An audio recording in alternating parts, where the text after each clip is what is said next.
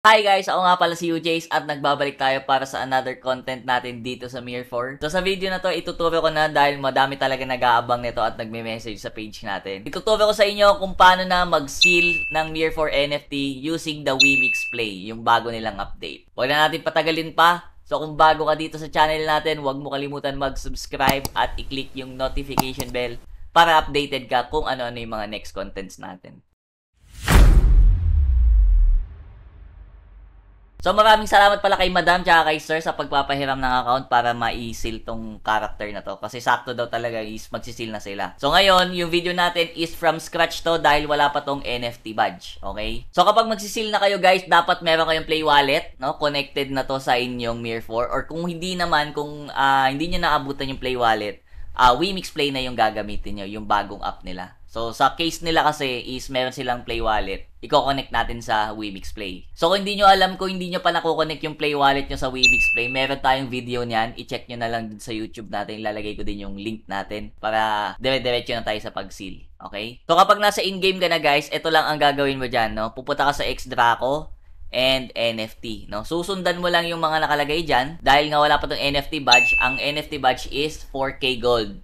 Tapos, ang ceiling is 1K gold. So, total of 5K ang magagastos nyo pag first time. Pero if may NFT badge naman yung character nyo or galing sa NFT yan, yung mga binili nyo, 1K gold na lang yung kailangan nyo. So, make sure lang din na ilabas nyo na yung mga items na gusto nyong makita sa Xdraco site or sa NFT. Kasi yung warehouse natin ay hindi po nakikita sa NFT. So, ilalabas nyo talaga sa inventory nyo yan. Huwag nyong kakalimutan. And syempre, yung deck 111 nyo, dapat ito yung max PS nyo. Or yung PVP na kung gusto nyo makita sa NFT is na yung PVP stats nyo, i-deck 111 nyo dapat. Kasi pag sinil yan, 111 yung unang makikita talaga. Okay guys, so isil na natin tong character. So click nyo lang yung plus sign, Draco, then NFT. So kapag wala po yung Draco dito, hindi nyo nakikita, possible kasi sa Steam kayo naglalaro. So dapat sa Mir4 client kayo or sa Android. Sa Apple kasi hindi ako sure eh. Wala tayong Apple eh. Pero alam ko not supported din yun. So NFT.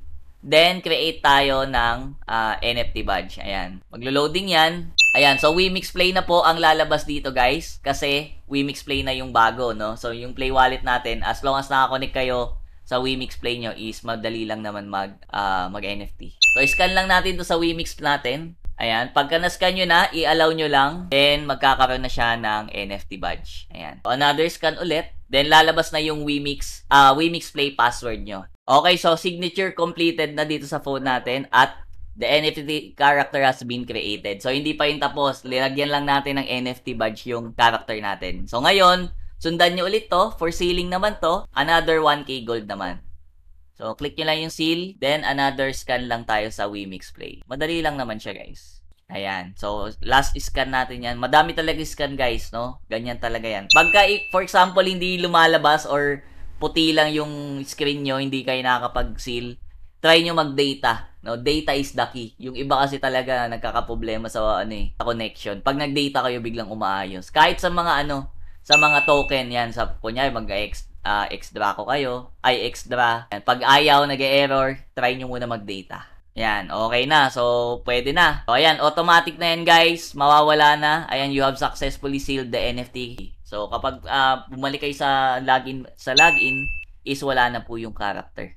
O, di ba? Nawala na yung niya, yung character niya dito. Nasa site na yon. So, ngayon, lipat tayo sa Wemix Play na website. So, yung next step natin is mag-login lang kayo sa wemixplay.com and sign in lang. Click nyo yung sign in. Then, gamitin nyo yung Wemix Play nyo, no? So, dito, ginamit namin is Gmail. Okay, so nakalagin na tayo sa kanilang website. Ngayon, pupuntahan na natin yung NFT. So, kung makikita nyo dito, ito yung ating Wemix address, no? Ay, yung wallet address natin kanina. So, ngayon, click nyo lang yan. And then, ito yung mga Wemix natin. Then, NFT. Ayan. For example, ganito yung nangyari sa inyo, no? Wala yung NFT nyo dyan. Make sure na tama yung wallet address. Same nang doon na nasa Wemix wallet nyo. Kasi, possible kasi, dalawa yung kinonect nyo sa Wemix Play nyo. So, kung paano makita yan, click nyo lang tong settings dito. Ayan. Then, palitan nyo lang, no? Ayan.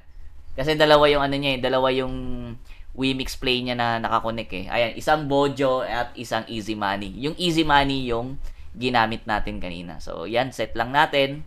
then set active wallet. Tapos refresh lang natin yan.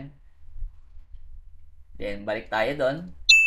Ayan. So nakikita na po yung yung character niya. So wag kayong kakabahan. For example, di nyo nakita, try nyo lang muna mag-settings, baka kasi more than 2 na yung Wemix address or yung Wemix wallet na kinonect nyo. So ayan. Hanapin nyo lang yung same ng Wemix Play address nyo para hindi kayo malito. So andito na yung ating character. Ngayon, huwag nyo kalimutan dahil may bayad na po ang pag-seal sa Mir4. So kailangan meron kayong at least 1 Wemix na nakatabi dito sa inyong account. So kung wala kang Wemix, message lang kayo sa page natin. Pwede naman kayo bumili ng tingi or bot kung gusto nyo naman bumili ng NFT character. So message lang po kayo sa UJ's Gaming. So nilagyan ko na po ng 1 Wemix yung kanilang account and proceed na tayo sa pag-seal ng account. So click nyo lang yan, yung character nyo. So pwede kayong mag-NFT transfer, pero yung gagawin natin is bidding. Kasi yun na talaga yun, no? NFT auction na tayo. Gawin nyo lang, i-NFT bridge nyo muna yung account. Kailangan maging mainnet siya, no? Exchange nyo lang, libre lang naman to. So, exchange natin yan. Then, signature required, no? So, dapat nandito yung, Wemix Play nyo, naka-login kayo. Click lang natin yan. Then, scan. Ayan, pag hindi pumasok, try nyo lang ulitin. So, ayan, dapat may lalabas na ganyan. Bridge, successful. So, confirm lang natin yan. Then, pwede natin ilapag ngayon. Ayan, so NFT sale ang gagamitin natin dito dahil ilalagay lang niya sa X-Draco. Click nyo lang yan. Then, yung price na gusto nyong ilagay. So, sabi ni Bossing, nasa 280 Wemix daw natin ilagay. Yung base price niya.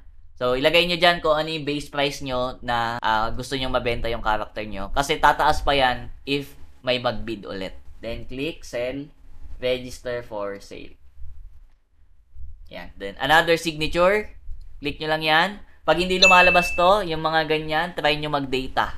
Okay? Tapos, dapat naka-open yung Wemix Play para diretso kayo, guys. Hindi kayo maghihintay ng matagal. So, pag medyo matagal try nyo na lang i-restart, no? Ulitin nyo lang ulit. Kasi baka nag-lag lang yan. So, refresh lang natin. Register. Completed na dito sa phone ko. At okay na. Ayan, may nakalagay ng registered. So, click nyo lang yung confirm. Then, okay na po yung inyong account, no? Nasa X-Draco na po lalabas yan. So, check natin ngayon sa X-Draco. Ayan yung kanyang character. So, i-check natin sa X-Draco kung lumabas na yung character ni Bossing. So, ayan. Pwede kayong pumunta sa baba. Then, click nyo lang yung NFT details. So, automatic na yan. Makukuha nyo na yung link niyang, yung NFT nyo. So, okay na guys. Ganun lang po mag-register ng inyong mga NFT characters. Huwag nyo lang kakalimutan guys yung inyong Wemix password at yung private key, utang na loob. Kasi dyan nagkakaproblema talaga yung mga players natin. Yung Wemix password, yung private key. Alright? So, kung may natutunan kayo sa video na to guys, huwag nyo kalimutan mag-like and subscribe sa ating channel at i-click yung notification bell para updated ka kung kailan yung mga next content natin. And kung may mga errors kayo na nakukuha, pwede nyong i-comment dyan. Try natin yan sagutin lahat. Need an upgrade? We have available Wemix for Mir4 and Nightcrow. We also offer ready-to-play accounts via NFT on Mir4. Just message our page, UJ's Gaming, to inquire.